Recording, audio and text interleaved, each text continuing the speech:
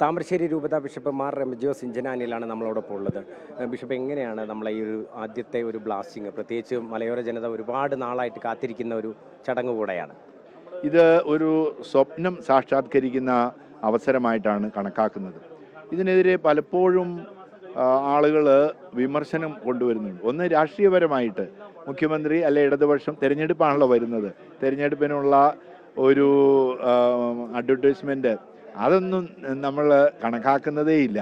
അതെല്ലാം ആളുകൾക്ക് വിമർശിക്കുന്നവർക്ക് പ്രകൃതി സ്നേഹികളുടെ ഭാഗത്തു നിന്നാണ് വിമർശനം. മറ്റൊന്നുള്ളത് എല്ലാം ഉരുളുപൊട്ടും, ഇനി ഇവിടെ നാട് നശിച്ചു പോകും, പക്ഷികൾ മുഴുവൻ പാറിപ്പോകും, ഇനി മൃഗങ്ങൾ ഇവിടെ ഉണ്ടാകുകയില്ല, ഇങ്ങനെയുള്ള ധാരാളം ആരോപണങ്ങളുണ്ട്.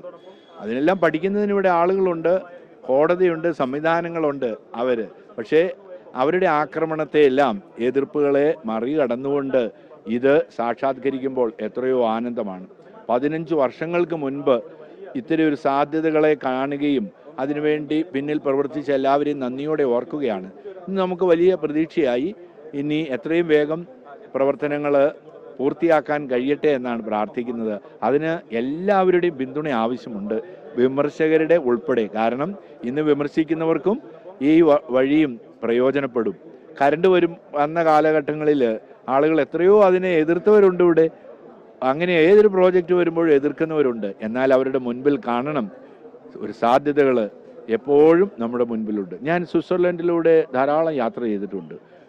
ആരംഭ കാലഘട്ടത്തിൽ അവിടെ ഇത് തുരങ്കപാതയൊന്നും ഉണ്ടായിരുന്നില്ല.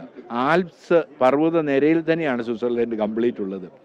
ഇന്ന് 14 മണിക്കൂർ എടുത്ത് യാത്ര ചെയ്ത സ്ഥലത്ത് വെറും 3 മണിക്കൂർ കൊണ്ട് യാത്ര ചെയ്യാം. അവിടെ ആരും അതിനെ എതിർക്കുന്നില്ലല്ലോ. എതിർത്തവരുണ്ടായിരിക്കാം, അന്നേ ഉണ്ടാകാം. പക്ഷേ ആ വികസനം വന്നപ്പോൾ എത്രയോ മാറ്റമാണ് ആ നാടിനുള്ളത്. എത്രയോ തൊഴിൽ ഉണ്ടാകുന്നു, എത്രയോ ആളുകൾക്ക് സുഗമമായിട്ട് സഞ്ചരിക്കാൻ കഴിയുന്നു. നമുക്ക് ഒറ്റക്കെട്ടായിട്ട് നിന്ന് ഈ വലിയ പദ്ധതിയെ വിജയിപ്പിക്കണമെന്നാണ് എൻ്റെ അഭ്യർത്ഥന. ഒരു സർക്കാരിൻ്റെ തുടർച്ച കൂടെയാണല്ലോ പ്രത്യേകിച്ച് ഒരു പദ്ധതി എന്ന് പറയുന്നത്. എങ്ങനെയാണ് കാണുന്നത്? പ്രത്യേകിച്ച് ഒരു നിയമസഭാ തെരഞ്ഞെടുപ്പിന് മുന്നിൽ കൂടെയാണ് നമ്മളുള്ളത്. നമുക്ക് ഇതിനെ ഇലക്ഷനുമായിട്ടൊന്നും കൂട്ടിക്കുഴയ്ക്കേണ്ട ആവശ്യമില്ല. ഈ പ്രോജക്റ്റ് വളരെ നേരത്തെ തുടങ്ങിയതാണ്. അതിൻ്റെ അടുത്ത സ്റ്റെപ്പ് ഇതിൽ നിന്ന് തീർച്ചയായിട്ടും ഈ ബ്ലാസ്റ്റ് ഇപ്പോൾ നടത്തുന്ന വഴി പ്രയോജനം കിട്ടട്ടെ എന്ന് അവർ വിചാരിച്ചിട്ടുണ്ടാകും. അതാണ് ഇലക്ഷന് തൊട്ട് മുമ്പ് അത് നടത്തിയത്. എനിക്ക് വ്യക്തിപരമായിട്ട് അതൊരു രാഷ്ട്രീയ മുതലെടുപ്പോ എന്നുള്ളതല്ല. നമ്മൾ സ്വപ്നം കണ്ട ഒരു പദ്ധതി അത് സാക്ഷാത്കരിക്കുന്നു.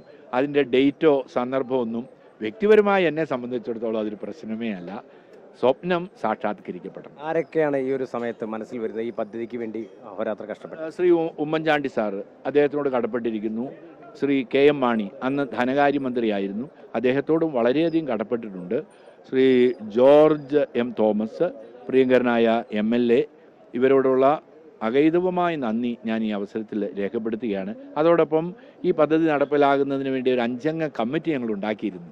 വ്യത്യസ്തമായിട്ടുള്ള ആളുകൾ.